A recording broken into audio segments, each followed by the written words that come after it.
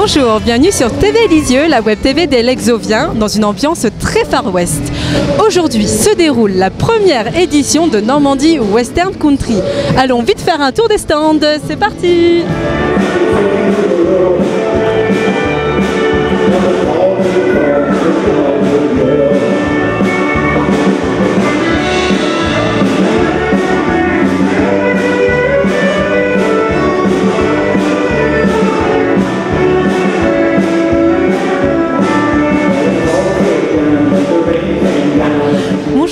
Bonjour. Est-ce que vous pouvez nous faire une petite présentation de cette arme?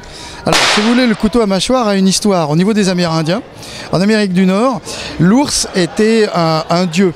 C'était un animal qui était divin. Pourquoi? Parce que c'est le seul animal qui marche debout. Donc dans la culture amérindienne, ce sont des hommes qui se sont transformés en animaux. Donc quand un chasseur ou un guerrier tuait un ours, la mâchoire lui était offerte pour qu'il s'empare de la force de l'animal. Le crâne allait chez le chaman, donc chez le sage de la tribu, et tout ce qui était attribut d'ours, la peau, les griffes ou les dents, étaient distribués dans la tribu. Mais le guerrier qui avait tué l'ours, lui, transformait la mâchoire d'ours en couteau. Si bien que quand il le portait à la ceinture, on pouvait distinguer que c'était un brave parce qu'il avait tué un ours à la main. D'accord, donc ça c'est de l'ours. Alors celui-ci est une panthère. Celui-ci est une panthère, mais on en fait beaucoup avec des ours. Ah d'accord, impressionnant, hein. Et si vous voulez, le fait que je fabrique des couteaux depuis 17 ans avec des mâchoires d'animaux, cela permet de continuer la vie de l'animal alors qu'il est mort. Mais comme ça, il n'est pas mort pour rien.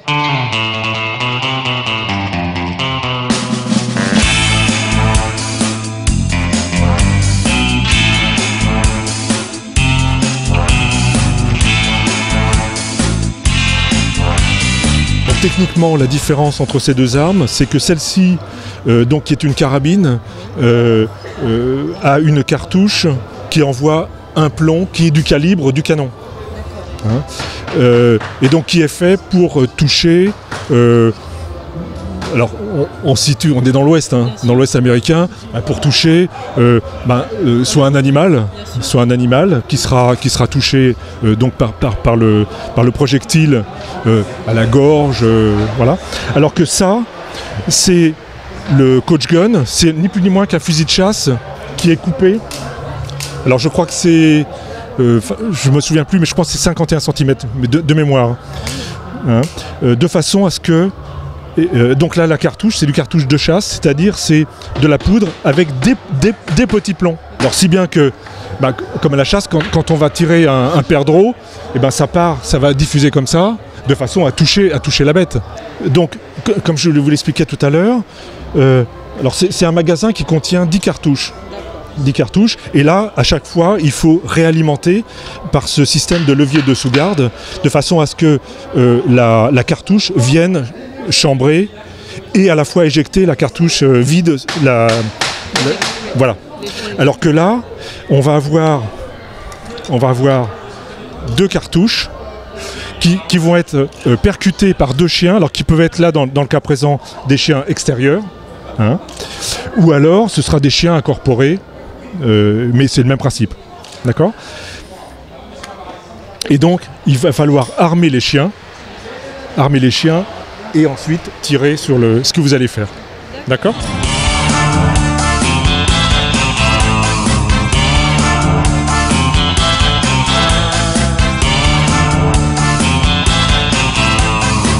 Pouvez-vous nous expliquer ce que vous êtes en train de faire? Voilà, pour désamorcer, là je pense cet outil-là.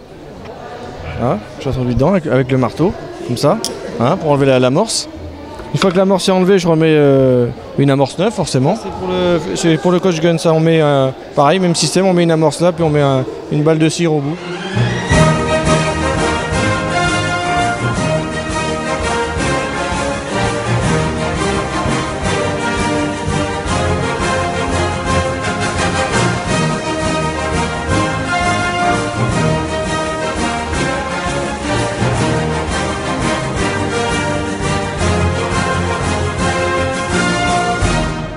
Bonjour.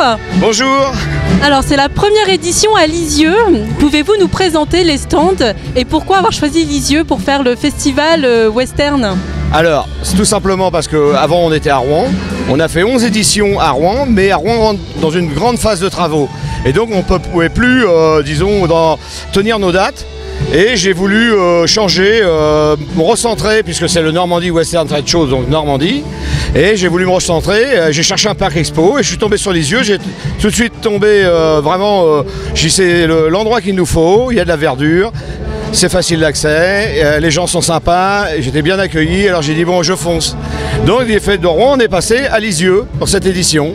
Et là on peut voir que ça fonctionne bien, quoi, puisque les gens sont vraiment contents.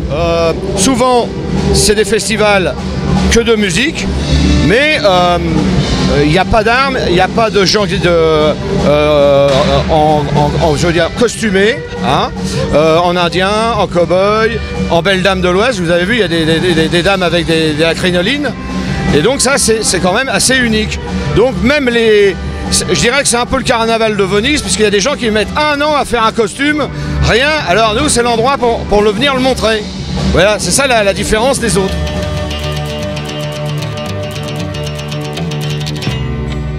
Quel personnage représentez-vous?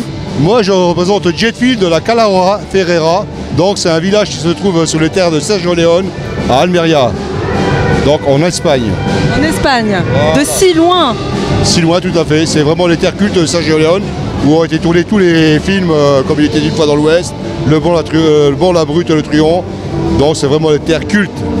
Donc, moi, c'est Jetfield, Calara Ferreira, qui se situe en direction de Cadix. D'où venez-vous? Moi, je viens de la Lorraine. Ah oui, la Lorraine, vous avez fait tout le chemin pour aller... Tout à fait, avec des amis grâce à Facebook, donc on s'est rencontrés ici. D'accord. Voilà. Et vous aviez déjà participé auparavant à des festivals de western? Tout à fait. Et je pratique aussi je participe à des spectacles de saloon, sur la place aussi, donc, mais beaucoup sur l'Espagne. Donc je fais du spectacle. Et vous pouvez pas me protéger aussi du caméraman parce qu'il est un peu méchant là. Par contre, ça c'est bon.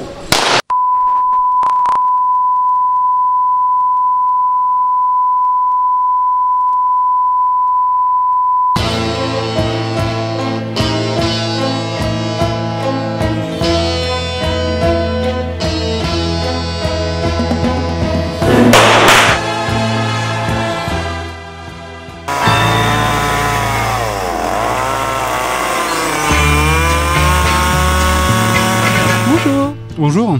Alors vous êtes sculpteur sur bois, avec une particularité, la tronçonneuse. Depuis quand exercez-vous cette profession? J'ai commencé en 2010. Ça fait à peu près 3 ans que je sculpte à la tronçonneuse. Et comment vous êtes venu en fait cette idée justement?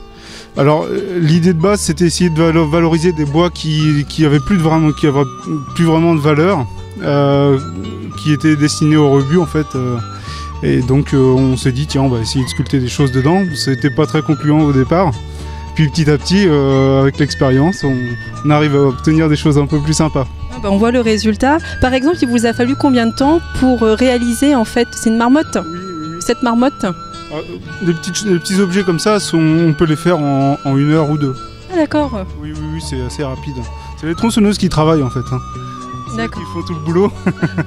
Oui, et pour justement cette sculpture, il va vous falloir combien de temps à peu près? Voilà, je pense que j'aurai fini demain matin. D'accord. Moi j'ai commencé ce matin et puis et je prends mon temps.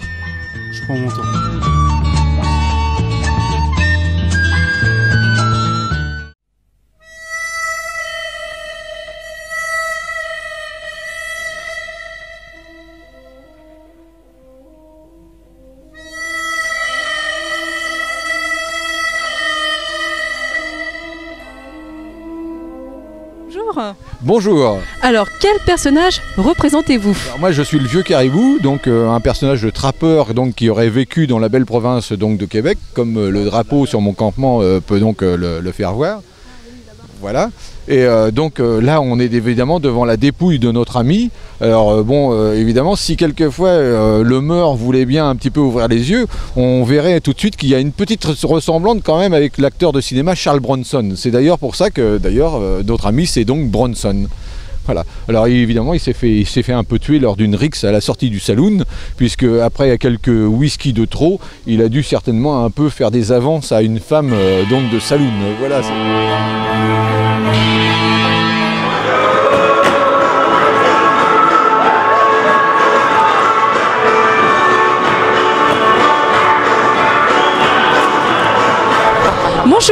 Bonjour. Alors d'où venez-vous? Bah Cancale exactement. D'accord. Et pourquoi vous êtes venu aujourd'hui? C'est parce que j'ai mes amis qui dansent avec les guincheuses. D'accord. Donc on est venu faire le festival pour 2 jours. Et comment s'appelle la danse que nous... D'accord. Et ça fait combien de temps que vous dansez? Je commence ma 4e année. J'espère que ce reportage vous a plu. Merci et bientôt sur TV Lisieux.